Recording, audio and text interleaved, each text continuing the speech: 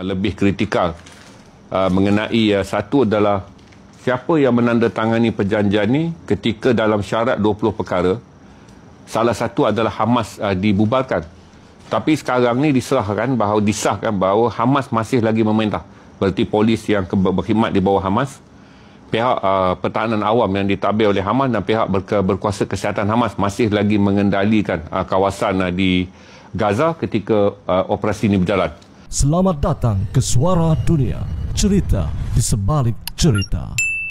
Dan Hamas telah mengeluarkan kenyataan bahawa Khalid Haya, pemimpin kanan Hamas yang berpangkalan di Turki, telah mengeluarkan kenyataan Hamas tidak akan meletakkan senjata hinggalah proses pelantikan kerajaan yang Palestin yang memerintah Gaza yang berdaulat dan yang dipilih secara berdaulat dan mentadbir secara sah dibuat. Berarti Hamas menanti proses peralihan kuasa, barulah mereka akan mengiktiraf perjanjian ini dengan menandatanganinya. Saya fikir triknya bagus, kan Hamas tanda tangan berarti dia kena disarm sekarang.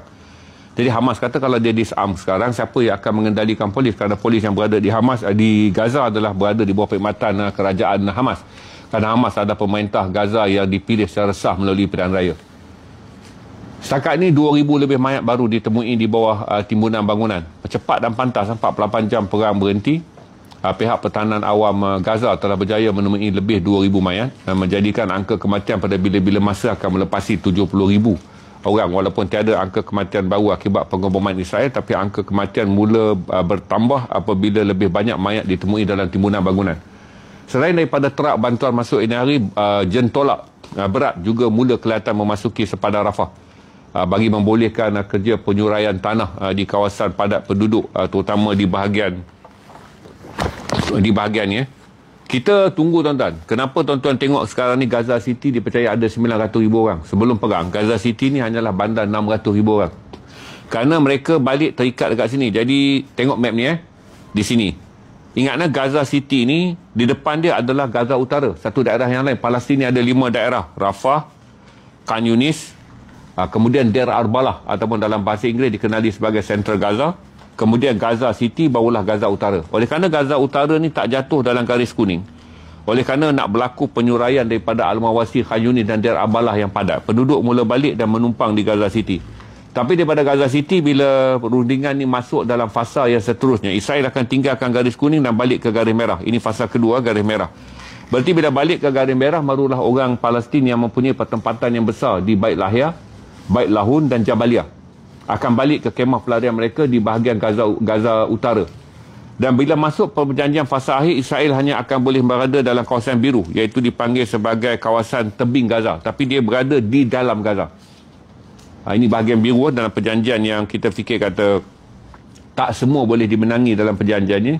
Berarti ada lebih sekitar 1 km di atas tanah Palestin, 465 km persegi ini dibentuk zon penampan. Ini dipersetujui. Hamas pun dah bersetuju tentang 20 perkara ni.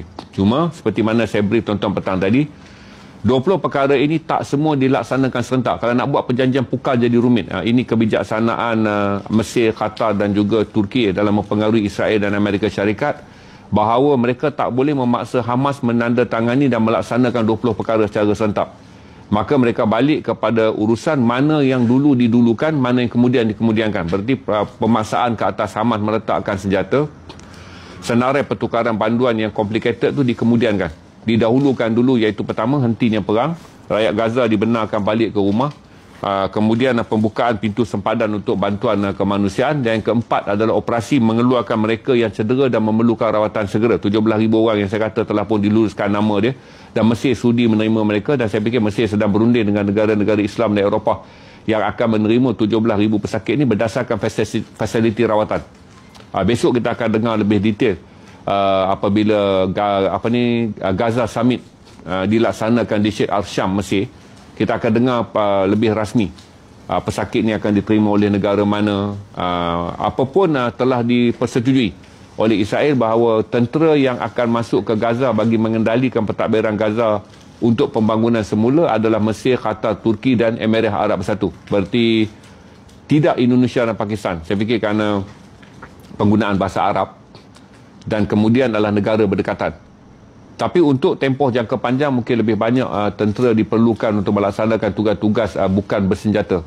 bagi mengendalikan pembangunan semula Gaza. Kita berharap Malaysia selain daripada Pakistan dan Indonesia yang telah tersenarai, Malaysia akan disenaraikan sebagai salah satu daripada negara yang akan dijemput untuk menjalankan perkhidmatan di atas kota Asia jauh, selain daripada negara-negara Asia Barat yang memainkan peranan sebagai perdana utama pembangunan Gaza. Kerana pembangunan Gaza ni tak ada timbul isu, kerana dalam sidang pembangunan semula Gaza yang diadakan pada Disember 2024, Arab Saudi, UAE, Mesir, Arab Saudi, UAE dan Qatar telah bersetuju untuk mendanai 63 bilion USD bagi pembangunan semula Gaza.